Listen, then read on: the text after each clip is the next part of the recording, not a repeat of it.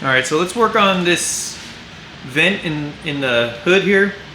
And I'll show you how that's removed. It's really straightforward. So what I'm going to do is on that top of the hood, I'm going to put my fingers under the edge of that grill and then lift up on it, and I'm going to push outwards from inside here.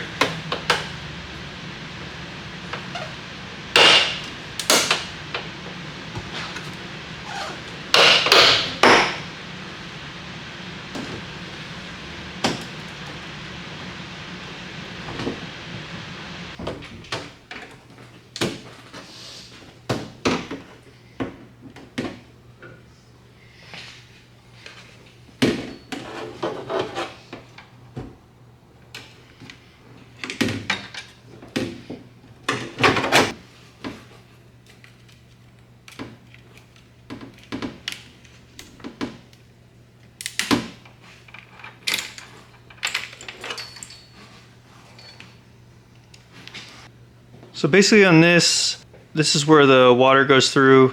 It just pulls right out. You unclip this wire, and then the wire is attached with a metal clip onto this piece of plastic. That's actually the worst part to take off. The rest of it's pretty straightforward.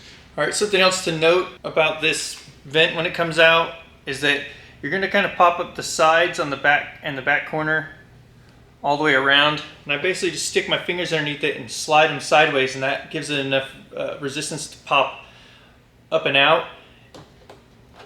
And then once that pops up like this, you have to come backwards with it. These clips grab in like this and cannot pop up and out. If you can see the clips here, they actually just hold it in place, and then the clips on the back are actually what they latch in. So I just run my fingers through across like this, and it pops up.